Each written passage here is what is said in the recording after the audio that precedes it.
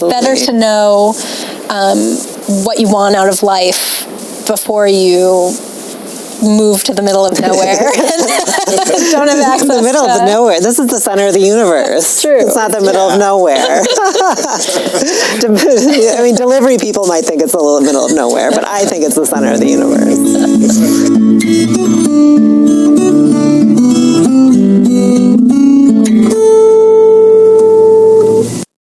Welcome to the 264th installment of Ear to the Ground, the Land Stewardship Project's podcast on family farming, regenerative agriculture, regional food systems, and local democracy.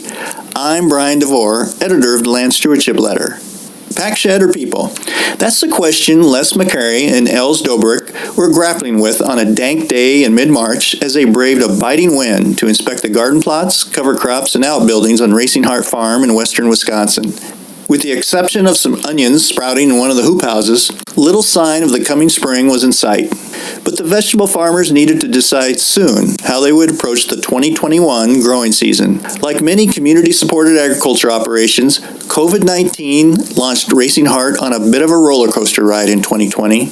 Demand for shares exploded as the pandemic fueled concerns about the food system and people were spending more time at home, cooking. As a result, the CSA portion of McCary and Dobrik's farm more than doubled from 70 to 200 shares in 1 year. The vegetables produced for those shares were shifted away from what they had been selling through two farmers markets they serviced on a weekly basis, so they didn't have to cultivate more land to meet the requirements of the expanded CSA enterprise. But there was one downside to the CSA-centric shift. Preparing more share boxes meant more time in the packing shed and less time with customers. Would 2021 be another mega CSA year? Or would they shrink back that portion of the enterprise to provide more face time at farmers markets? Fortunately, Dobrik and McCary felt equipped to make such decisions thanks to the training they received through the Land Stewardship Project's Journey Person course. Through that experience, they learned that when making farming decisions, it's not just about dollars and cents, productivity, and efficiency. It's also about meeting the needs of every aspect of the farm in a holistic way, from the health of the soil to the quality of life of the farmers themselves. They took Journey Person in 2015. The course is designed to support people who have several years of managing a farm under their belt and are working to take that operation to the next level. It provides advanced farm business planning, a match savings account, and a mentorship, as well as guidance on balancing farm, family, and personal needs utilizing the principles of holistic management. In a sense, Journey Person is a good postgraduate step for people who take LSP's Farm Beginnings course. However, like some other Journey Person participants, Dobrik and McCary are actually not Farm Beginnings grads. In 2017, they purchased 36 acres of a former dairy farm in Wisconsin's Dunn County. Racing Heart Farm is an hour and a half from the Twin Cities and 25 miles from Menominee, Wisconsin, providing good access to customers via the CSA model as well as farmers markets. The farm was sold to them by landowners who had listed it in LSP's Farmland Clearinghouse because they were looking for someone who would use it as a farm and a home, rather than just bulldoze the house and outbuildings and make it another corn-soybean field. Thus, the sellers were patient, as Dobrik and McCary went through the 8-month application process of getting a USDA Farm Service Agency beginning farmer loan. The couple says that throughout every step, from purchasing the land and setting up their business to making adjustments when a curveball like COVID-19 comes their way, they've returned to their Journey Person training as a guide when making decisions. After the farmers showed me their garden plots on that March day, we took shelter from the blustery spring winds by ducking into a hoop house. There, we talked about what they learned from taking the Journey Person course and how it continues to pay dividends. McCary started out describing the main thing that initially attracted them to the course, its emphasis on developing a nuts and bolts financial management system. Well, when we decided to take it, we were interested in working on our business plan. Like I said, we didn't really have record keeping or financial structure.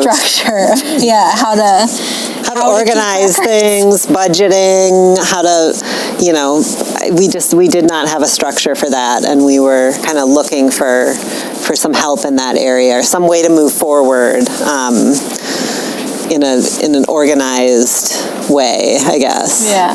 A way to think about it. And also we were thinking that, we'd be networking with other beginning farms and that would be really helpful for us as far as getting to know people in the community We were both new or newly returned to Minnesota, but what came from it was an introduction to holistic management. I have a background in nonviolent communication, or NVC, and seeing how holistic management treats your holistic goals and how you get there as sort of two separate things really aligned with how I had been thinking about my life and relationships in my life. Basically, holistic management I see as NVC for your farm business. And I was really excited to find that I wasn't just in a business course, or we were looking at quality of life in a way that made sense to me, but I didn't necessarily expect to find that in a class that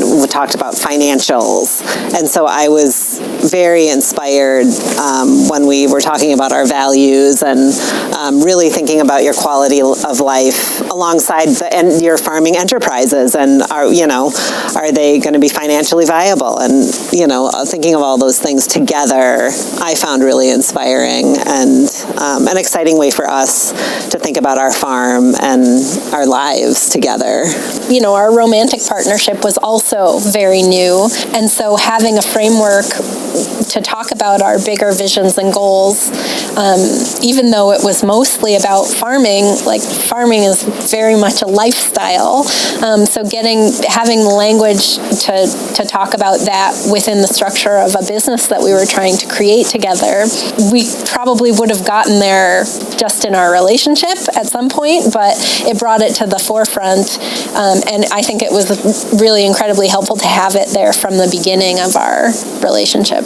I think that's a really good point, because you had mentioned earlier you had gotten some experience knowing that you could work together on a day-to-day basis on a farm when you had rented land before, but you were thinking about this as a permanent career choice and buying land together and all that, and that's another major big step. And so you've got to figure out, not only can we work together, can we live together, can we be on the same piece of land in an area that's not going to be around a lot of other people, it's not going to be in town, it's not going to be in the city, so that kind of thing. So that must have been key, I would think. Yeah, Absolutely. It's better to know what you want out of life before you move to the middle of nowhere. Don't have access the middle of nowhere. This is the center of the universe. It's true. It's not the middle of nowhere. I mean, delivery people might think it's the middle of nowhere, but I think it's the center of the universe. The timing was good, too, in that you had to sit down and like you said, since you've taken Journey Person, it seems like every time you turn around, somebody's asking for paperwork, either for a grant proposal or a loan or, getting this farm. But that sounds like that came at a really key time, because you got used to doing that, kind of setting up, showing your business plan, showing, kind of your financials, that kind of thing. Yes. I mean, we weren't replacing some other record keeping with the holistic management financial plan. It was kind of filling this void in our business. We weren't really keeping track of things our first year in an organized way. So right from almost the beginning of our business, to have this outline of not only keeping track, but categorizing makes it easier to file a Schedule F, to apply for grants, to get a loan from the FSA. When it came time to buy a farm, we had it all organized and up to date, because we had been using that financial management practice that we learned in the Journey Person course, and we could just hand over the spreadsheet to our loan officer, and it was something that made sense to her. It wasn't my chicken scratch note keeping. It looked very professional. I mean, I think that just kind of what you were saying a few minutes ago about the financial part is, we don't think of that as the fun part. And I remember thinking about the Journey Person program and the topic. I was kind of like, because we have to do this. We should do this. But then being so delighted that it was about so much more than just the financials, and to think about quality of life, to think about your land in a bigger sense felt like home to me. It felt right to be working within that context and just listening to the land and not being so focused on an enterprise, that pushing something through that isn't right for any, for all the right reasons, I guess. Well, we've brought this successful farming business, 2 acres of vegetables, to this piece of land, and that's really working for a lot of our goals, like having a viable farm that earns us a living and is in alignment with how we want to treat the soil. But we've brought that to a place that's much bigger than 2 acres. So we're 36 acres here, 10 of which is woods, and we need to now listen to what the land is asking for, because there are things that we can do that will be a detriment, and there's things that we can do that will be neutral, but there's also things that we can do that will help this piece of land retain water, recover quicker, build topsoil, capture carbon, all these things that we can be doing that if we pay attention, we can identify and implement. And that's not about, I want to grow vegetables. That's about being in a specific place and figuring out what's right for that. And what we know is vegetables. I mean, I'm not saying we're going to jump ship on vegetables. I love vegetable production, and I love what we do for our job, I mean, it's more than our job. It's our life. But that's such a small portion of what we have here, and it's really only suited to the 2 acres that we're on as far as slope and soil type and stuff. So, well, and we want to set things up for a future. Perennials, trees, things that will outlast us, things that will be for whoever comes next, I guess. I mean, that's kind of, for me, that feels like a holistic way of thinking. It's not just in the now, in the next, it's not even a 5-year, it is a long-term vision of how we want to work with this land. So one of the things that sounds like the holistic training is coming in handy is you had kind of a major shift a little bit in the farm last year, in that you saw such a huge increase in demand for CSA shares. And so do I have this right? You doubled? You went from 100 to 200 or something like that? We went from 70 to 200. So that's a huge difference in the farm, and it must have been a huge difference in your labor requirements, just transportation, all of that. So you're now at a situation where you have some flexibility in that you can figure out, are we going to go that size again CSA-wise, or are we going to sell, because you do sell to other markets, the farmers markets and a co-op as well. So you're trying to figure that out, and I would think maybe holistic training and decision-making would help in that you can kind of sit back and go, okay, we do have that capacity to do it. Does it serve us, our quality of life issues? Is that something you think about a little bit, is going back a little bit to that training? And because it is some decisions you have to make here coming, we're sitting here in March, and you got to start making some decisions about the growing season here. I think so. And I mean, we really value the farmers market and our market customers, and that kind of comes into it. We think about what the market day is like. I think we kind of traded a lot of time last season for being at the market, for being in the pack shed packing boxes, and looking at our customers' names rather than actually seeing them and interacting with them. And do you want to talk about how you feel about the market? Well, I think it's important to note that growing wise, it wasn't actually that much more than we'd been producing before. It was just a matter of, do we haul totes to the market and set up a market day and sell all day and then take home whatever's left? Or do we spend our time packing boxes and then just deliver them more quickly? What I think we've come to is wanting some combination of the efficiency of the CSA in some ways, and we also get a lot from the market. It's exhilarating, it's fun. We get to have face-to-face interaction with people that are seeing the vegetables right in front of them and oohing and eyeing, and we miss that a little bit. Yeah, we love that. Yeah. So, but striking a balance that's, when we go to 2 markets every week, plus the CSA delivery, it's a grind. It's a carousel. You're either harvesting or delivering or going to market so 6 days a week, I guess, or 5, more like. Well, one of the things I think it sounds like it was helpful through the Journey Person was this whole networking idea. And you met other farmers through Journey Person who were doing similar things as well as different things, and were able to kind of feed off of that networking. But it sounds like there's been this kind of I find this exciting in this area, which is a little bit of continuation Journey Person, but also just other farmers in the area who are doing similar things you're doing. Can you talk about that? I think because if we're going to have more farmers like you out here on the land on a consistent basis, they got to have these networks, both for practical knowledge that they can trade, but just kind of that moral support kind of thing. Camaraderie. I mean, we're in this together.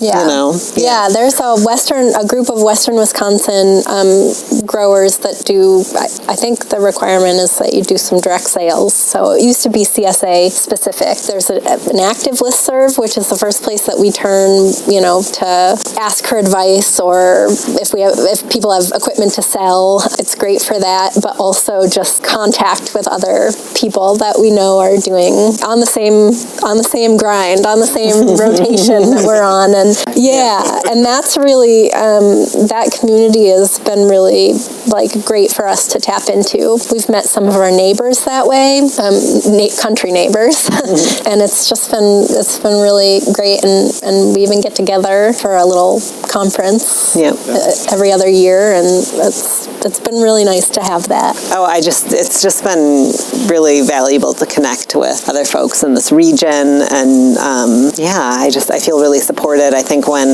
I didn't really know what we were getting into when we moved out here from Minneapolis, I had never been to this area. I didn't quite know who else was around here. I was sort of worried about moving away from something, and I was so pleased to realize I actually moved towards something. And we've just, I love the community out here, I guess. It's the center of our universe.